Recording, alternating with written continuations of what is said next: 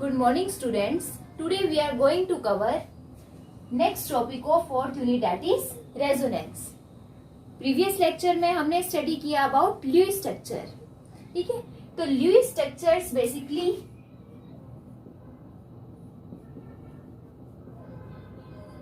Follows octet rule. ठीक है, Lewis structure octet rule को फॉलो कर रही थी. ल्यूइस ने कहा कि किसी भी मॉलिक्यूल की जब आप स्ट्रक्चर चेक करेंगे तो उसमें हर एक एलिमेंट का ऑक्टेट कंप्लीट होना चाहिए एक्सेप्ट हाइड्रोजन एंड हीलियम. तो जब हम ल्यूइस स्ट्रक्चर से मॉलिक्यूल्स की प्रॉपर्टीज को डिटरमाइन करेंगे तो हमारे पास मोस्टली मॉलिक्यूल्स ऐसे हैं जिनकी एक सिंगल ल्यूइस स्ट्रक्चर मॉलिक्यूल की हर एक प्रॉपर्टी को एक्सप्लेन नहीं कर सकती. ठीक है, तो उस केस में अब जितनी भी पॉसिबल स्ट्रक्चर्स बनती है हम उस मॉलिक्यूल की सभी पॉसिबल ल्यूइस स्ट्रक्चर को लिखेंगे to determine maximum number of properties of that molecule. ठीक है, लाइक अगर हम केस लें ओजोन मॉलिक्यूल. ठीक है, if we take an example of ozone having formula O3. So firstly we have to write the Lewis structure for ozone molecule. Lewis structure के लिए हमने शेयर्ड पेयर ऑफ इलेक्ट्रॉन और lone pair of electron calculate करने के लिए formula लिखा था, that is Anshu में A represent the total number of valence electron. तो टोटल वैलेंस इलेक्ट्रॉन कितने हो जाएंगे? Oxygen contain 6 valence electron. तो यहाँ पे 3 ऑक्सीजन एटम्स हैं, तो 3 ऑक्सीजन एटम में total valence electron 18. And represent the number of electron presenting octet of each element. ठीक है, तो एक एलिमेंट के ऑक्टेट में 8 इलेक्ट्रॉन्स होंगे. तो यहाँ पे 3 ऑक्सीजन के एटम्स हैं. तो अगर हम तीनों का ऑक्टेट कंप्लीट करेंगे तो total number of electron become 24. S shared electrons कितने होंगे? 20, that is n minus A. 24 minus 18. ठीक है, तो शेयर्ड इलेक्ट्रॉन यहां से 6 electron and unshared electron become total valence electron minus shared electron, that is a minus S. 18 minus 6 total 12 electrons. Clear है ये? तो शेयर्ड इलेक्ट्रॉन 6 है. हमें पता है 2 इलेक्ट्रॉन से एक पेयर बनेगा, तो that means they contain ozone molecule contain 3 bond pair और अनशेयर्ड इलेक्ट्रॉन टोटल 12 है. तो ozone molecule contain total 6 loan pair. तो इसके अकॉर्डिंग जब हम ओजोन की स्ट्रक्चर ड्रॉ करेंगे, so now there are 3 bond pair in between 3 oxygen atoms. O3 है, डेट मीन्स एक ऑक्सीजन एटम सेंटर में प्रेजेंट रहेगा और 2 ऑक्सीजन उसके सराउंडिंग में. तो 3 बॉन्ड पेयर कब बनेंगे? जब 2 ऑक्सीजन के बीच में डबल बॉन्ड और in between 2 oxygen atom there is single covalent bond. कह रहे ये तो 3 बॉन्ड पेयर है और टोटल 6 लोन पेयर प्रेजेंट है. 6 लोन पेयर. अब हमें सबका ऑक्टेट कंप्लीट करना है. सेंट्रल ऑक्सीजन के पास 3 बॉन्ड पेयर ऑलरेडी प्रेजेंट है, तो ऑक्टेट कंप्लीट करने के लिए 2 ही इलेक्ट्रॉन की रिक्वायरमेंट है. एक बॉन्ड पेयर में 2 इलेक्ट्रॉन होंगे, that mean central atom already contain 6 electron. तो central atom contain 1 lone pair. अब यहां से फर्स्ट ऑक्सीजन एटम के 2 बॉन्ड पेयर बना रहा है, दैट मीन्स 4 इलेक्ट्रॉन तो उसके पास ऑलरेडी है. तो ऑक्टेट कंप्लीट करने के लिए 4 इलेक्ट्रॉन्स की और रिक्वायरमेंट है. और यहां से सेकंड ऑक्सीजन के पास कितने लोन पेयर आ जाएंगे?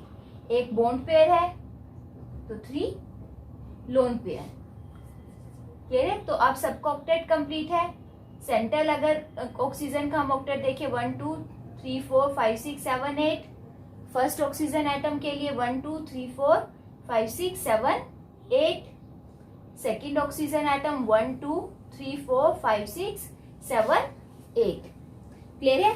So this is Lewis structure for ozone molecule.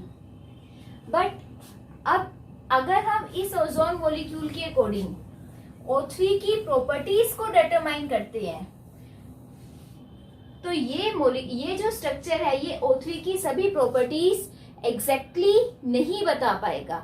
इसका रीजन क्या है? अब यहाँ पे दो ऑक्सीजन एटम के बीच में डबल बॉन्ड बन रहा है और दो ऑक्सीजन एटम के बीच में सिंगल बॉन्ड है। तो हमें पता है कोवलेंट बॉन्ड की फॉर्मेशन कैसे होगी? By the sharing of electron pair. Double bond means दो इलेक्ट्रॉन पेयर की शेयरिंग हुई है, सिंगल बॉन्ड मीन्स एक इलेक्ट्रॉन पेयर शेयर किया, ठीक है। और डबल बॉन्ड में दो इलेक्ट्रॉन पेयर शेयर होंगे। तो जितने ज्यादा शेयरिंग होगी, ठीक है, जितनी ज्यादा शेयरिंग होगी that means inter nuclear distance उतना ही डिक्रीज हो जाएगा। शेयरिंग वाला पोर्शन जितना ज्यादा इंक्रीज होगा इंटर न्यूक्लियर डिस्टेंस उतना ही ज्यादा कम होगा। इंटर न्यूक्लियर डिस्टेंस जितना डिक्रीज होगा बॉन्ड लेंथ मॉलिक्यूल्स की उतनी ही डिक्रीज होगी। तो डबल बॉन्ड लेंथ हमेशा कम होगी as comparison to single bond length, ठीक है। डबल बॉन्ड की bond length that is 121 picometer and bond length for single covalent bond is around 148 picometer, ठीक है। तो according to Lewis structure bond lengths are different but experimentally जब हम ozone molecule की study करेंगे so bond length suppose to be same for each bond, ठीक है। जितने भी बॉन्ड हमें मिले हैं हर एक बॉन्ड की बॉन्ड लेंथ इक्वल होनी चाहिए। और O3 की एक्सरे स्टडी से ये पता चलता है that bond length of two bonds, ठीक है, are equal and that is in between of single bond length and double bond length, ठीक है। सिंगल की बॉन्ड लेंथ 148 और डबल बॉन्ड लेंथ 121 पिकोमीटर। और इन एक्चुअल जो ओजोन मॉलिक्यूल के हर एक बॉन्ड की बॉन्ड लेंथ है that should be 128 picometer. 128 picometer that is in between double bond length and single bond length. तो इसे एक्सप्लेन करने के लिए फर्दर लुईस ने कहा कि there should be an alternative structure for the molecule also. Alternative structure अब हमारी क्या हो सकती है? अब ओजोन के केस में there should be 3 bond pair, ठीक है। 3 बॉन्ड पेयर आएंगे। 3 बॉन्ड पेयर है तो अब यहाँ पे हमने double bond central oxygen atom और फर्स्ट ऑक्सीजन एटम के बीच में ड्रॉ किया था। बट उसका अल्टरनेटिव फॉर्म ये भी हो सकता है कि double bond central oxygen atom और सेकेंड ऑक्सीजन के बीच में आए।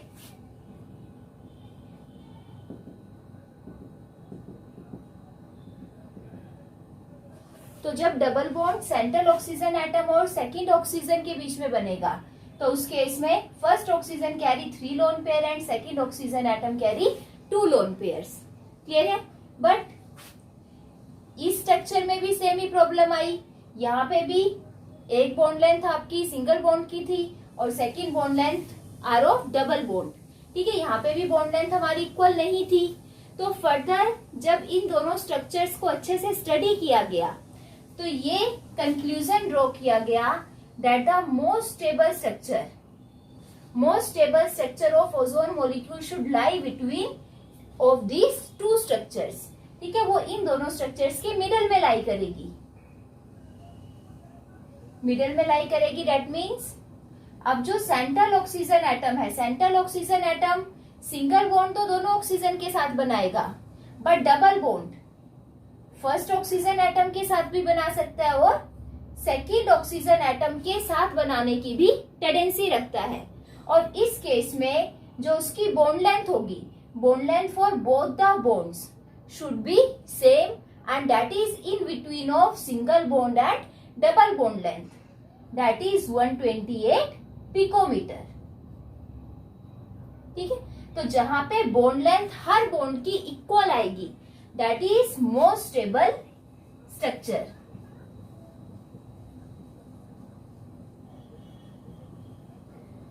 और जो मोस्ट स्टेबल स्ट्रक्चर होगी that represent the maximum of the property for that molecule, ठीक है। जो मोस्ट स्टेबल स्ट्रक्चर होगी वो उस मॉलिक्यूल की मैक्सिमम प्रॉपर्टीज को एक्सप्लेन करेगी and that is known as resonance hybrid structure. That is known as resonance hybrid structure. और जो रिमेनिंग स्ट्रक्चर्स हैं, remaining structures are known as canonical structures.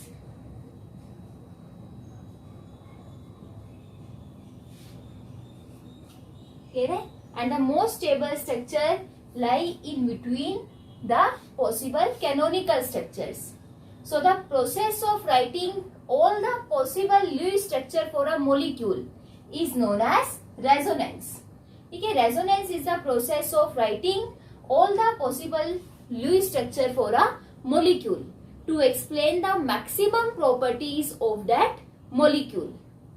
Clear है? resonance क्या है? resonance में जो हम ल्यूइस स्ट्रक्चर्स करते हैं, ल्यूइस स्ट्रक्चर में मॉलिक्यूल की एक सिंगल स्ट्रक्चर उसकी सभी प्रॉपर्टीज को एक्सप्लेन नहीं कर सकती. तो उसकी प्रॉपर्टीज को एक्सप्लेन करने के लिए हम जितनी भी पॉसिबल स्ट्रक्चर्स हैं वो सभी लिखेंगे. ठीक है, तो कोई भी एक सिंगल स्ट्रक्चर सारी प्रॉपर्टी एक्सप्लेन नहीं करेगी. कुछ प्रॉपर्टीज एक स्ट्रक्चर से एक्सप्लेन होगी, कुछ प्रॉपर्टी सेकंड स्ट्रक्चर से एक्सप्लेन होगी. और जितनी भी पॉसिबल स्ट्रक्चर है उन स्ट्रक्चर के इन बिटवीन जो स्ट्रक्चर आएगी जिसमें बॉन्ड लेंथ हर एक बॉन्ड की इक्वल होगी, that is the most stable structure. और वो most stable structure maximum properties molecule की एक्सप्लेन करेगी. And the most stable structure is known as resonance hybrid structure and all other contributing structures are known as canonical structure. That is resonance. Is it clear? So from here resonance is the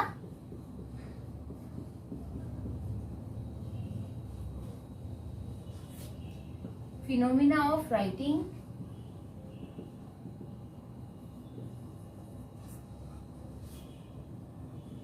all the possible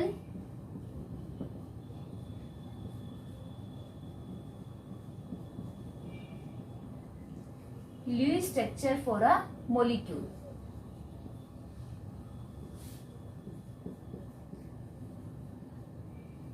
To explain maximum of its properties.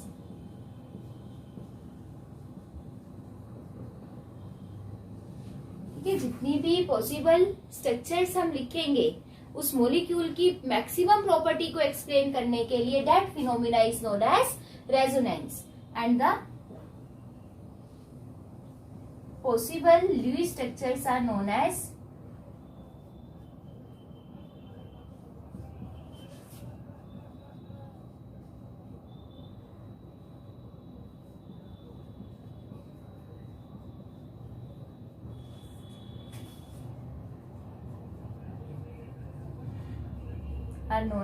canonical structure.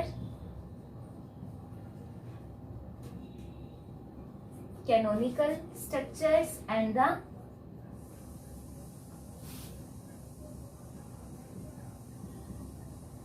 most stable structure for molecule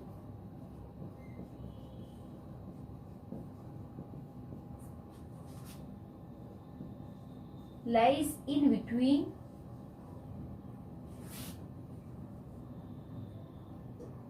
of these canonical structures. ठीक है, जो most stable structure है वो इन सारे canonical structure के middle में लाई करेगी. ठीक है, and that is known as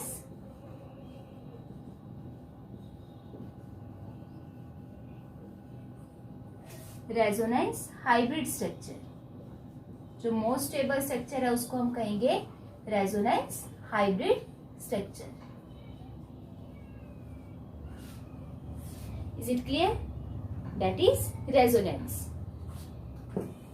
So next further और molecules की resonating structures करने से पहले हम resonating structures को लिखने के क्या rules है वो study करते हैं.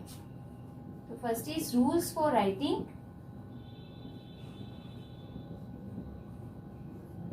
Resonating structures.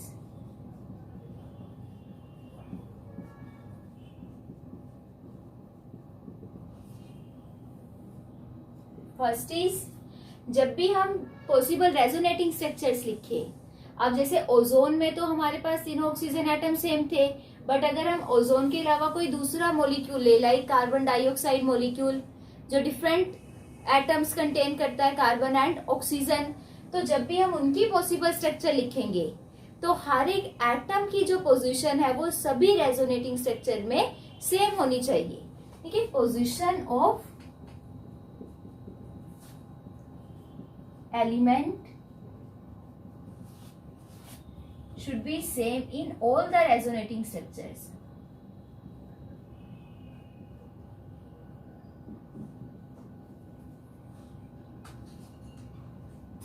Canonical structures या resonating structures। अगर हमने कार्बन को सेंटर पोजीशन असाइन किया और दोनों ऑक्सीजन उसके सराउंडिंग में है, तो सभी स्ट्रक्चर्स में कार्बन सेंटर में ही रहेगा। अगर हम एक स्ट्रक्चर में कार्बन को सेंटर में लिख रहे हैं, फर्दर दूसरे में हम ऑक्सीजन सेंटर में लिख रहे हैं, तो ये गलत होंगी। These are not resonating structures. Clear है ये?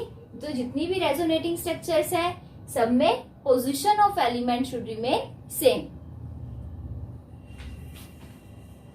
Second, all the possible structure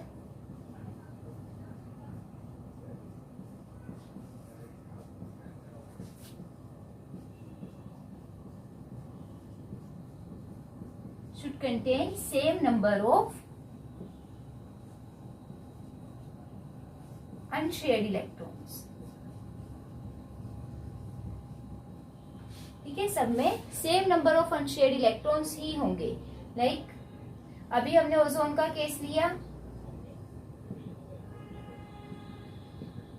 अगर आप ये मॉलिक्यूल देखते हो, यहाँ पे फर्स्ट स्ट्रक्चर में total number of unpaired electrons कितने, लोन पेयर कितने total, 1 2 3 4 5 6 lone pair, that means 12 unshared electrons।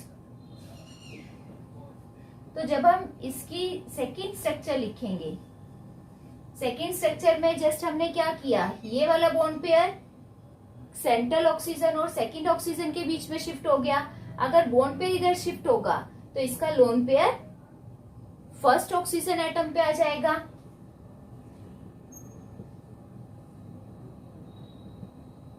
So number of unshared electron remain same, lone pair 1 2 3 4 5 6। ठीक है, 6 lone pair, इसमें भी 6 lone pair ही है, तो number of unshared electron remain 12। Resonance में atom की पोजीशन सेम रहेगी, जस्ट जो इलेक्ट्रॉन्स की अपनी पोजीशन चेंज होगी। लोन पेयर अगर बॉन्ड पेयर में कन्वर्ट हो रहा है तो bond pair further lone pair में कन्वर्ट हो जाएगा। क्लियर है? तो total number of unshared electron also remain same.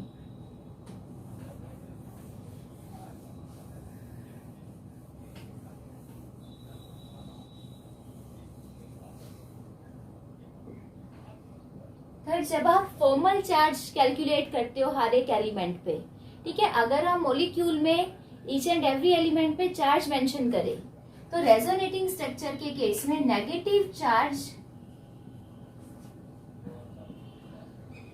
Should present over electronegative element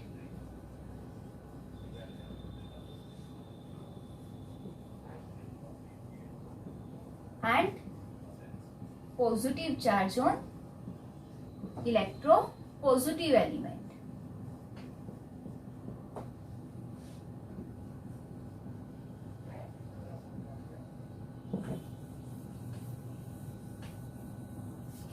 ठीक है, रेजोनेटिंग स्ट्रक्चर जब भी हम लिखेंगे तो हमेशा इलेक्ट्रोनेगेटिव एलिमेंट पे नेगेटिव चार्ज आएगा और electropositive element always carry positive charge.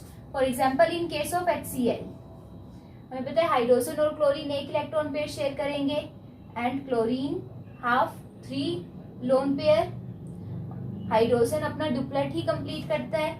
तो अगर आप इस पे चार्ज मेंशन करते हो, अगर हम इसको इस टाइप से लिखें that chlorine carry negative charge and hydrogen carry positive charge, We know out of hydrogen and chlorine, chlorine have high electronegativity than hydrogen. So electronegative element पे जब negative charge आएगा, electropositive पे positive, so the structure is correct structure. But अगर आप ये mention करते हो negative charge over hydrogen and positive charge over chlorine, तो अब हाइड्रोजन इलेक्ट्रोपॉजिटिव है एज कंपेरिजन टू क्लोरीन. ठीक है, हाइड्रोजन और क्लोरीन में से क्लोरीन की इलेक्ट्रोनेगेटिविटी ज्यादा है.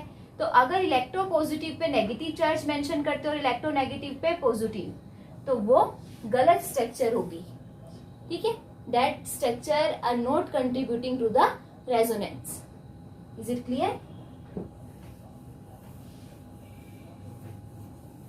Next,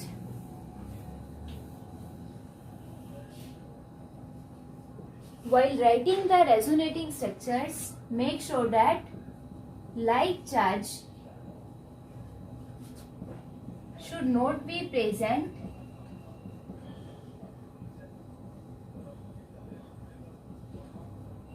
on adjacent atoms.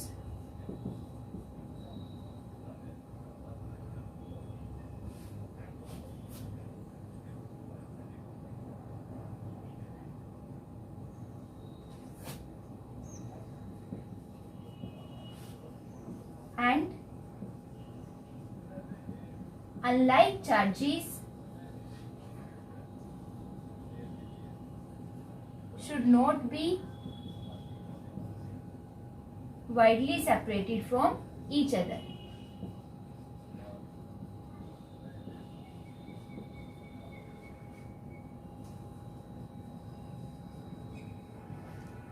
Is it clear? We know that same charges repel each other and opposite charges attract each other.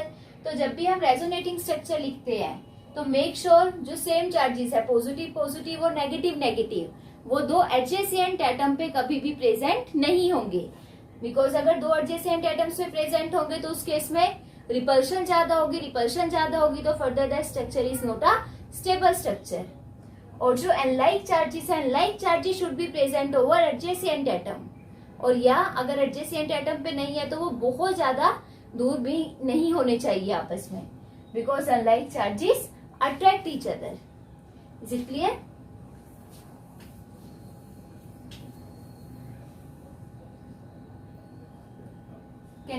Next is canonical structures.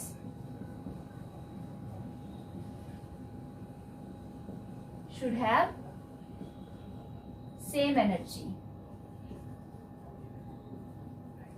Canonical structure की energy same होनी चाहिए. ठीक है, so these are the rules for writing resonating structures. So let's draw resonating structure for some molecules. At first is carbon dioxide, CO2. सबसे पहले तो resonating के लिए मेन है कि आपको ल्यूइस डॉट स्ट्रक्चर्स लिखनी आनी चाहिए. That how to draw Lewis dot structure for molecule. अगर आपको ल्यूइस डॉट स्ट्रक्चर ड्रॉ करनी आती है तो जो रेजोनेंस है वो बहुत ज्यादा इजी टॉपिक है आपके लिए. तो ल्यूइस डॉट स्ट्रक्चर के लिए वही आपको फॉर्मूला पता होना चाहिए, दैट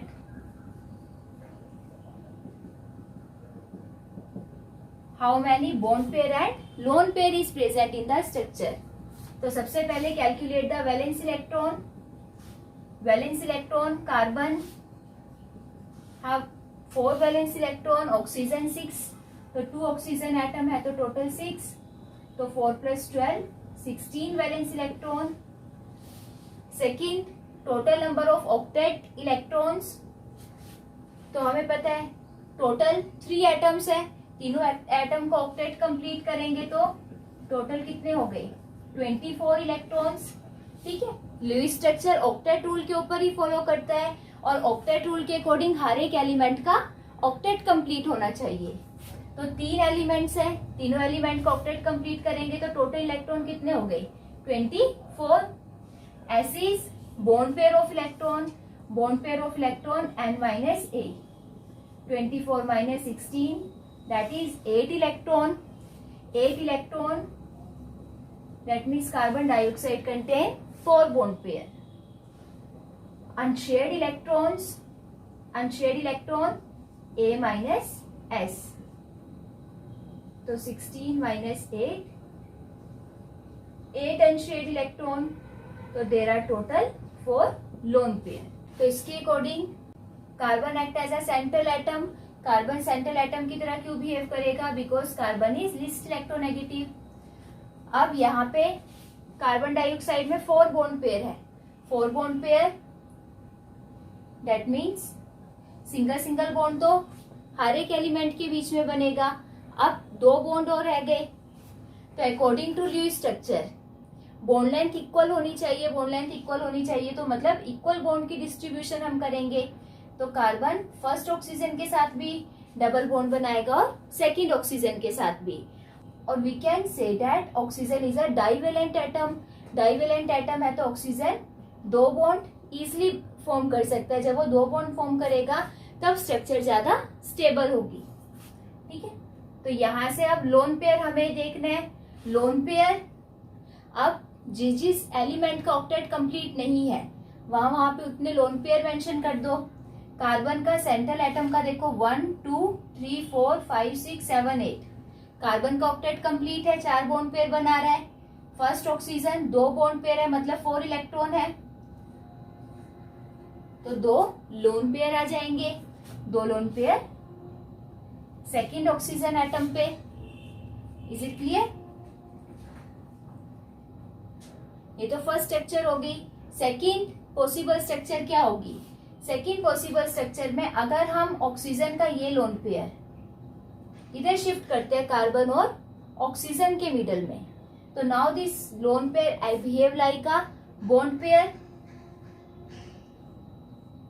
ट्रिपल बॉन्ड हो जाएगा। बट यहाँ पे कार्बन डबल बॉन्ड बना रहा है already, 3 + 2 that means 5 bond pair, that means here carbon show more than 8 electron which is not possible. तो उस केस में क्या करेगा? अगर ये लोन पेयर यहाँ से बॉन्ड पेयर की तरह बिहेव कर रहा है तो जो एडजेसेंट बॉन्ड पेयर है, एक bond pair further next oxygen पे ट्रांसफर हो जाएगा and behave like a lone pair. ठीक है, अब जहां से जब आप इलेक्ट्रॉन को शिफ्ट करते हो तो आप उसमें एरो से मेंशन करोगे। क्लियर है? लोन पेयर को जब आपने बॉन्ड पेयर में शिफ्ट करना है तो बॉन्ड पेयर 2 एलिमेंट्स के बीच में बनेगा। ठीक है, shared pair of electron, shared pair of electron मतलब जो इलेक्ट्रॉन पेयर 2 एलिमेंट ने शेयर किया है। तो जब हम उसको शेयरिंग में मेंशन करेंगे तो जो एरो है वो 2 एलिमेंट के सेंटर पे आप दिखाओगे।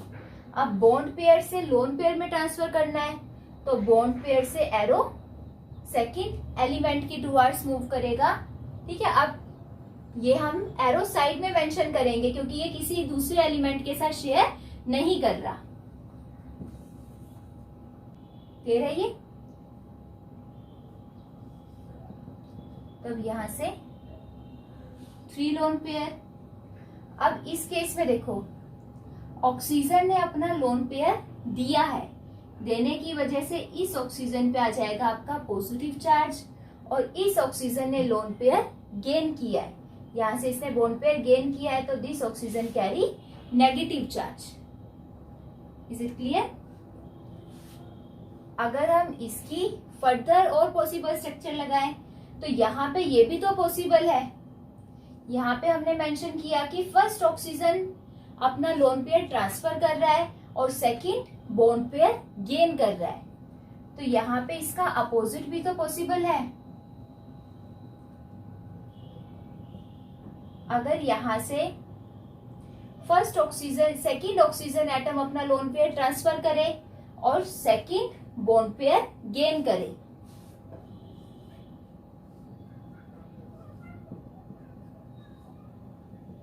तो इस केस में now second oxygen carry positive charge and first oxygen carry negative charge. ठीक है, सो these are the possible structure for carbon dioxide molecule। But यहाँ पे जो हमने सबसे फर्स्ट स्ट्रक्चर लिखी थी, सबसे फर्स्ट स्ट्रक्चर में bond length for both the bonds are equal. ठीक है, यहाँ पे कार्बन और दोनों ऑक्सीजन के बीच में डबल बॉन्ड बन रहा था, डबल बॉन्ड बन रहा था तो दोनों की बॉन्ड लेंथ सेम थी। बॉन्ड लेंथ सेम थी तो this is the most stable resonating structure. और आप जितनी भी लुईस स्ट्रक्चर लिखोगे, लुईस स्ट्रक्चर्स को आप डबल एरो के थ्रू कनेक्ट करोगे, ठीक है। हर एक लुईस स्ट्रक्चर के बीच में हम डबल एडेड एरो लगाएंगे, because all the structures are interconvertible into each other. Clear है ये?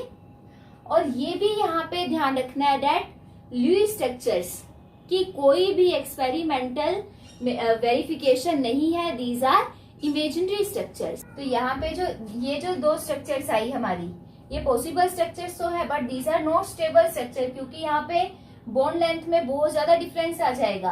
कार्बन एक ऑक्सीजन के साथ ट्रिपल बॉन्ड बना रहा है और एक ऑक्सीजन के साथ सिंगल बॉन्ड, तो these are not stable structure. और ऑक्सीजन दोनों की इलेक्ट्रोनेगेटिविटी सेम है, तो एक इलेक्ट्रोनेगेटिव एलिमेंट पे पॉजिटिव और सेकंड इलेक्ट्रोनेगेटिव एलिमेंट पे नेगेटिव चार्ज, ठीक है। तो these structures are not stable structure. जो मोस्ट स्टेबल स्ट्रक्चर आएगी कार्बन डाइऑक्साइड की, in which carbon form double bond with both the oxygen atom, ठीक है। और यहाँ पे एक चीज आपको ये ध्यान रखनी है that resonance is an imaginary phenomena, imaginary phenomena है, इसकी कोई भी एक्सपेरिमेंटल वेरिफिकेशन हमारे पास नहीं है। क्लियर है? ये जस्ट हम पॉसिबल स्ट्रक्चर लिखते हैं to explain all the properties of a molecule, ठीक है। Write the resonating structures for carbonate ion, CO3 2 negative ion. सबसे पहले तो वैसे ही आप वैलेंस इलेक्ट्रॉन कैलकुलेट करोगे। वैलेंस इलेक्ट्रॉन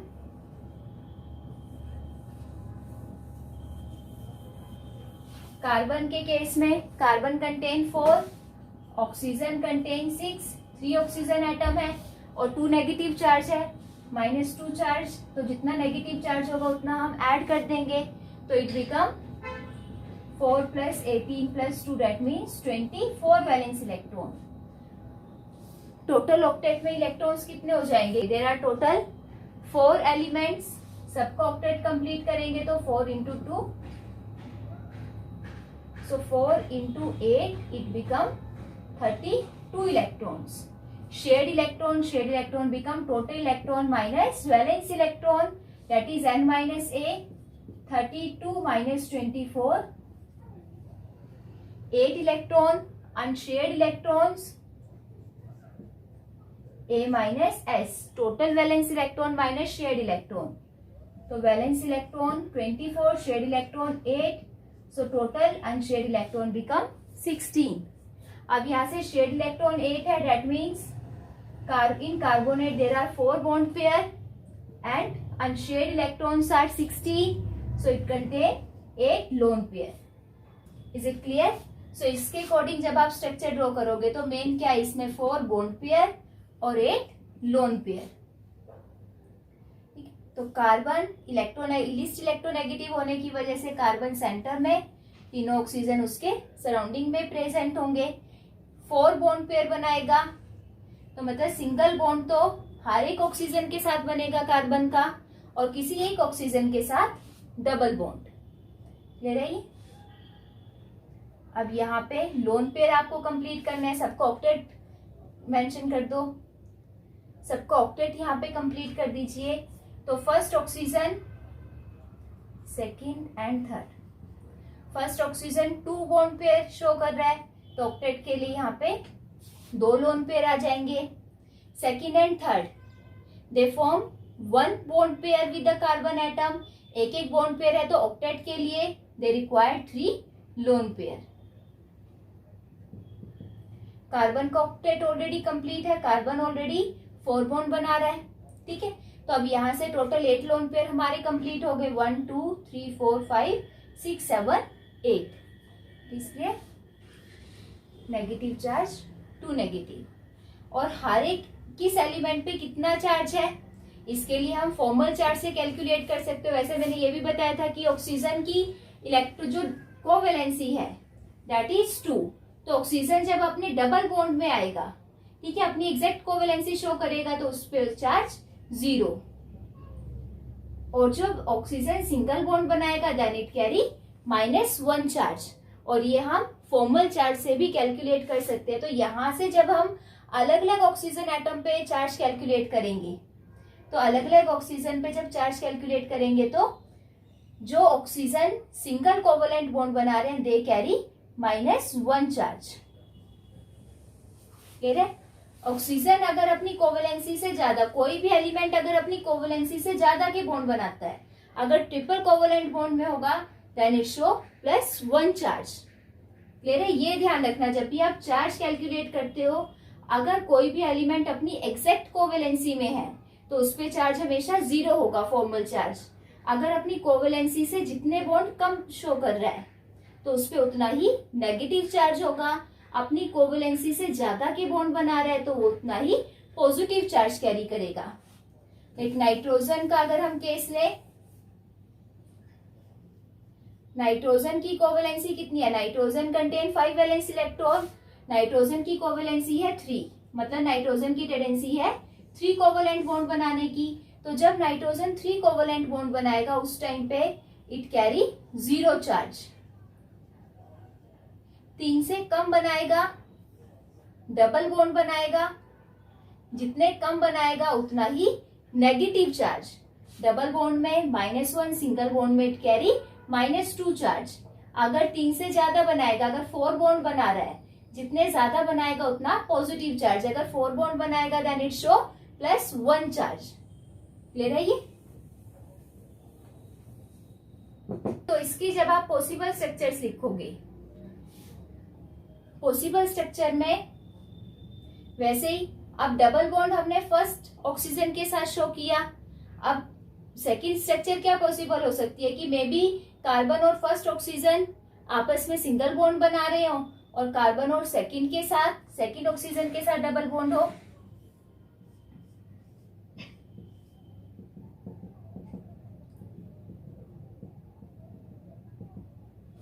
ठीक है, तो इस केस में अब नेगेटिव चार्ज फर्स्ट ऑक्सीजन और थर्ड ऑक्सीजन पे आ जाएगा। ठीक है, अगर हम अलग अलग हर एक एलिमेंट पे चार्ज मेंशन कर रहे हो तो आपको अलग से चार्ज दिखाने की जरूरत नहीं है। अगर आपको अलग अलग एलिमेंट पे चार्ज नहीं पता तब हम अलग से चार्ज मेंशन कर देंगे। And the third possible structure that double bond is present between carbon and third oxygen atom. तो उसके according now first and second oxygen carry 3 lone pair and third oxygen carry 2 lone pair. So अब जो negative charge है वो first and third oxygen पे आ जाएगा। Is it clear? अब resonating structure में ध्यान रखना है, जब हमने रूल्स किए थे कि अनशेयर्ड इलेक्ट्रॉन सेम होने चाहिए, तो यहाँ पे लोन पेयर का भी उतना ही रोल है जितना बॉन्ड पेयर का। अगर आपको रेजोनेटिंग स्ट्रक्चर लिखनी आती है, ठीक है, if you have to draw a resonating structure, और रेजोनेटिंग स्ट्रक्चर में अगर आप सिंपल बॉन्ड पेयर रिप्रेजेंट कर रहे हो, लोन पेयर रिप्रेजेंट नहीं कर रहे, तो वहां से वो सारी स्ट्रक्चर आपकी इनकरेक्ट ही कंसिडर होगी। रेजोनेटिंग स्ट्रक्चर में जितना रोल बॉन्ड पेयर का है उतना ही रोल लोन पेयर का है। ठीक है, और जब मोस्ट स्टेबल स्ट्रक्चर होगी, most stable structure is lies between all the 3 canonical structures. All the 3 canonical structure जिसमें सिंगल बॉन्ड तो हर एक ऑक्सीजन एटम के साथ बनेगा, डबल बॉन्ड फर्स्ट के साथ भी बन सकता है, सेकंड के साथ भी और थर्ड के साथ भी। क्लियर है ये? तो ये most stable resonating structure for carbonate ion. अब यहाँ पे जो चार्ज है आप ओवरऑल 2 नेगेटिव मेंशन कर दोगे। Is it clear? Next, the resonating structure for nitrous oxide N2O। Nitrous oxide में out of nitrogen and oxygen, nitrogen is least electronegative, that means nitrogen हमारा सेंटर में होगा। एक नाइट्रोजन 2 एटम है तो 2 में से एक नाइट्रोजन सेंटर में और एक नाइट्रोजन और ऑक्सीजन सराउंडिंग एलिमेंट की तरह। तब इसमें बॉन्ड पेयर और लोन पेयर आप कैलकुलेट कर लो। Total number of valence electron, 2 nitrogen atom है, एक पे 5 वैलेंस इलेक्ट्रॉन तो 2 पे 10 प्लस ऑक्सीजन कंटेन 6 तो total 16 electron. And total number of electron कितने होंगे after completing it's octet? 3 element है तो 3 into 8 24 electron. S is n - a तो शेड इलेक्ट्रॉन आपके आ गए 8. That means they form 4 bond pair. And unshared electron, it is A minus S, 16 minus 8. Unshared electron भी आपके 8 ही है, तो 4 बॉन्ड पेयर और 4 लोन पेयर. 4 बॉन्ड पेयर है, that means nitrogen दोनों ही एलिमेंट के साथ डबल बॉन्ड बनाएगा, जो स्टेबल स्ट्रक्चर में बॉन्ड लेंथ इक्वल होनी चाहिए. 4 लोन पेयर. अब सेंट्रल एलिमेंट का ऑक्टेट तो कंप्लीट है, 4 बॉन्ड पेयर बना रहा है, तो surrounding nitrogen contain 2 lone pair and oxygen also contain 2 lone pair. ठीक है, तो टोटल 4 लोन पेयर. अब यहाँ पे देखो चार्ज किसके ऊपर कितना आएगा. अब नाइट्रोजन की कोवेलेंसी मैंने बताई थी कितनी है, 3. अगर नाइट्रोजन अपनी कोवेलेंसी से कम बॉन्ड बना रहा है, तो जितने कम बॉन्ड बनाएगा उतना ही नेगेटिव चार्ज. तो first nitrogen form 2 bond, that means 1 bond less than its covalency, तो first nitrogen carry -1 charge. Central nitrogen 4 bond बना रहा है, अपनी कोवेलेंसी से 1 बॉन्ड एक्स्ट्रा है, 1 बॉन्ड एक्स्ट्रा है तो इट कैरी +1 चार्ज. और ये आप अगर आपको वैसे ध्यान नहीं है तो फॉर्मल चार्ज से भी कैलकुलेट कर सकते हो. ऑक्सीजन की कोवेलेंसी 2 है, 2 ही बॉन्ड बना रहा है, that means it carry 0 charge. So overall molecule become neutral. Clear है. अब इसकी पॉसिबल स्ट्रक्चर्स अगर देखें, पॉसिबल स्ट्रक्चर में वैसे ही अब 4 बॉन्ड है, ये भी हो सकता है कि दोनों नाइट्रोजन ट्रिपल बॉन्ड बनाए और नाइट्रोजन और ऑक्सीजन के बीच में सिंगल बॉन्ड बने. तो यहां से ट्रिपल बॉन्ड बन रहा है, तो first nitrogen carry 1 lone pair and oxygen carry 3 lone pair. तो इस केस में अब नाइट्रोजन यहाँ पे 3 बॉन्ड बना रहा है, तो इसके ऊपर तो कोई भी चार्ज नहीं आएगा क्योंकि इसकी कोवेलेंसी कंप्लीट है. सेंट्रल एलिमेंट 4 बॉन्ड बना रहा है, तो चार्ज +1. ऑक्सीजन अपनी कोवेलेंसी से 1 बॉन्ड कम बना रहा है, 1 बॉन्ड कम बना रहा है, तो इट कैरी -1 चार्ज. और पॉसिबिलिटी क्या है, नाइट्रोजन के बीच में आपस में सिंगल बॉन्ड बने, नाइट्रोजन और ऑक्सीजन ट्रिपल बॉन्ड बनाए. तो इस केस में first nitrogen carry 3 lone pair and oxygen carry 1 lone pair. तो अब यहाँ पे नाइट्रोजन पे कितना चार्ज आएगा, अब अपनी कोवेलेंसी से ये 2 बॉन्ड कम बना रहा है, 2 बॉन्ड कम बना रहा है, तो यहाँ पे चार्ज -2. ठीक है, जितने बॉन्ड कम बनाएगा उतना ही नेगेटिव चार्ज. सेंट्रल नाइट्रोजन पे +1 चार्ज क्योंकि तो 4 ही बॉन्ड बना रहा है, और ऑक्सीजन एटम अपनी कोवेलेंसी से 1 बॉन्ड एक्स्ट्रा बना रहा है, तो it also carry +1 charge. Clear है. ये पॉसिबल स्ट्रक्चर है. अब इसमें से सबसे ज्यादा स्टेबल स्ट्रक्चर कौन सी है, the most stable structure is first structure. First structure क्यों है, क्योंकि इसमें बॉन्ड लेंथ सबकी इक्वल है, बॉन्ड लेंथ इक्वल है and opposite charges are present over the adjacent atom, एक पे नेगेटिव एक पे पॉजिटिव. क्लियर है. और जो थर्ड स्ट्रक्चर है is a least stable structure. Least stable structure या हम ये कह सकते हैं कि does not contribute to the resonating structure. ये कंट्रीब्यूट क्यों नहीं करेगा, here like charges are present over adjacent element. ठीक है, 2 से एडजेसेंट एलिमेंट के ऊपर यहाँ पे पॉजिटिव चार्ज आ रहा है, तो रिपल्शन ज्यादा होगी. सेकंड, नाइट्रोजन और ऑक्सीजन में से oxygen is most electronegative element, और electronegative element carry positive charge and electropositive element carry negative charge. तो this structure is the least stable or does not contribute to the resonating structure. Is it clear? Clear? So these are the resonating structure for different molecule. अब मैं कुछ resonating structures आपको लिख रही हूँ, like the resonating structure of nitrate ion, NO3 negative, sulfur trioxide, sulfate ion, etc. Try to draw the resonating structure of these molecule by yourself. ठीक है. If you are not able to draw the resonating structure for these molecules, so you can ask me. Clear है ये? Next is next यहाँ पे concept आता है resonance energy का।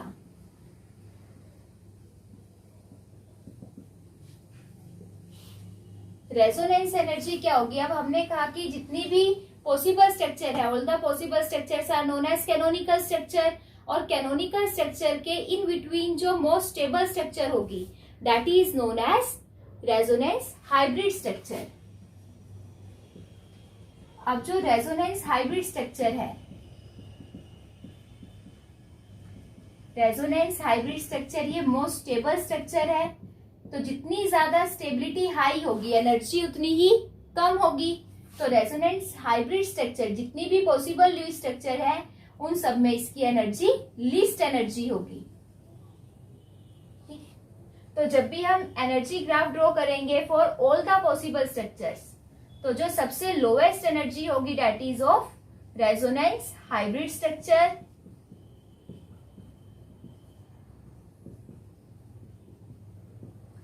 और बाकी जितनी भी गिवन कैनोनिकल स्ट्रक्चर है, गिवन कैनोनिकल स्ट्रक्चर में से जो फर्स्ट स्टेबल कैनोनिकल स्ट्रक्चर होगी उसके बाद उसकी एनर्जी आएगी that is first stable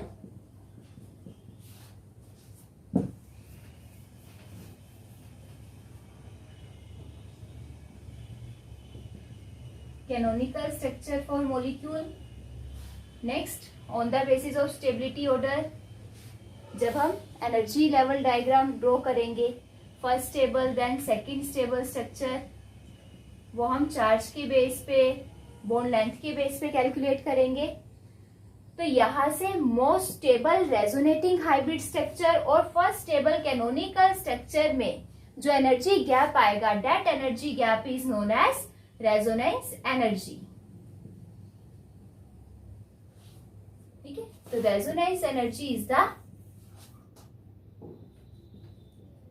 energy gap between